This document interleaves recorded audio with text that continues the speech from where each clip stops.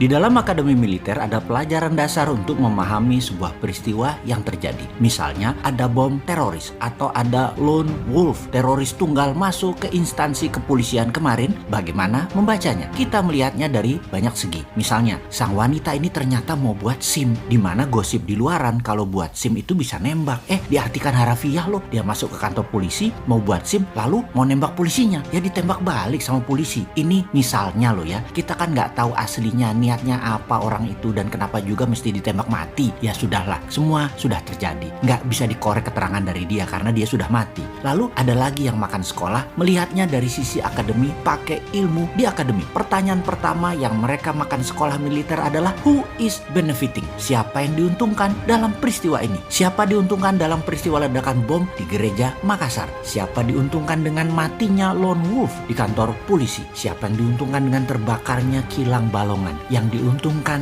dia yang bermain. Lalu ada pertanyaan mendetail, apakah ini terkoneksi semuanya? Karena banyak yang heran, kilang Balongan itu kilang secure, super aman. Kok bisa meleduk? Mau bukti kalau kilang Balongan itu aman? Anda sahabat, saya kasih korek 5 biji deh. Lalu silahkan bakar itu instalasi Balongan. Mau listriknya dikosletin, mau keran minyaknya dibuka lalu dibakar, silahkan deh. Besi, valve, pipa, tangki, semuanya itu terbuat dari benda keras, dari besi, galvanis pipe, dan gak ada yang mudah terbakar kecuali isinya, yaitu minyaknya. Kalau minyaknya nggak keluar, nggak netes, nggak akan bisa terbakar. Sudah itu Anda nggak kenal dunia instalasi. 6 jam di Balongan, asli Anda pasti kayak orang bingung. Mau bakar dari mana ya? Listrik dikosletin, kabel positif negatif diketemuin, koslet. Ya paling si keringnya mati. Habis itu selama nggak ada kayu, nggak ada plastik, nggak ada yang mudah kebakar deket pipa, ya nggak akan besinya terbakar. Atau gergaji deh tuh pipa, atau bolongin deh tuh pipa misalnya. Tapi kerjaan lama bener, emang nggak ada kamera CCTV apa? Nggak ada security apa? Dari sisi informasi publik, masa sudah berhari-hari belum ada kabar atau juga bukti foto, gambaran yang dipublikasi oleh Pertamina atau oleh bagian keamanan negara deh, biar rakyat tahu ini terbakar, dibakar, meleduk sendiri atau sabotase. Oke, kita sekarang kurang data. Karena itu kita coba analisa kejadian Balongan. Bagaimana kalau kita melihatnya dari skenario terakhir, yaitu sabotase. Sekali lagi,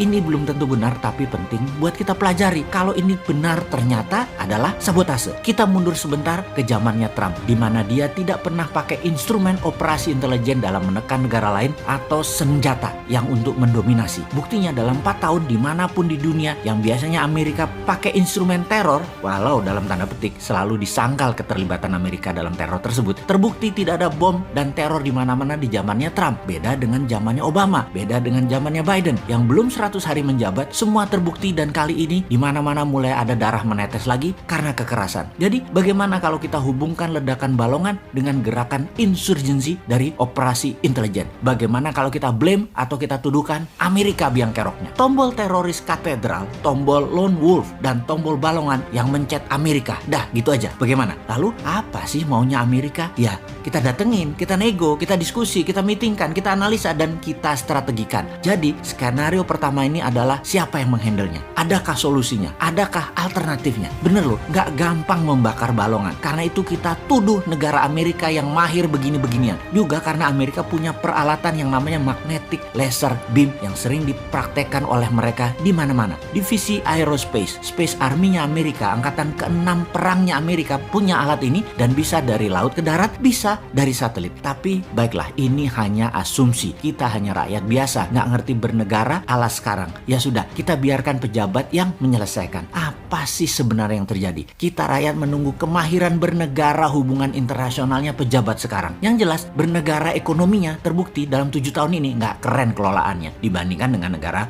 India, Filipina, Vietnam. Itu sudah nggak usah didiskusikan deh, nggak terlalu canggih yang sekarang ini. Tinggal sekarang bagaimana hubungan internasionalnya. Kita tunggu, mahir nggak, hilang nggak itu terorisme dan ancaman keamanan lainnya dari asing. Atau kita melanjutkan dengan skenario kedua, adalah murni kecelakaan. Nah ini seru kalau benar kecelakaan. Kalau ini di Jepang, pejabatnya sudah ambil katana, harakiri atau bunuh diri dan mengundurkan diri lah paling tidak. Namun budaya malu dan budaya jantan nggak ada di Indonesia, dan itu tidak akan pernah ada selama old mind berkuasa. Jadi wahai pejabat, kapan Balongan dijelaskan kepada khalayak? Kami menunggu loh ya. Kalau lone wolf dan bom Makassar, sudahlah banyak variannya, malas kita mendiskusikan.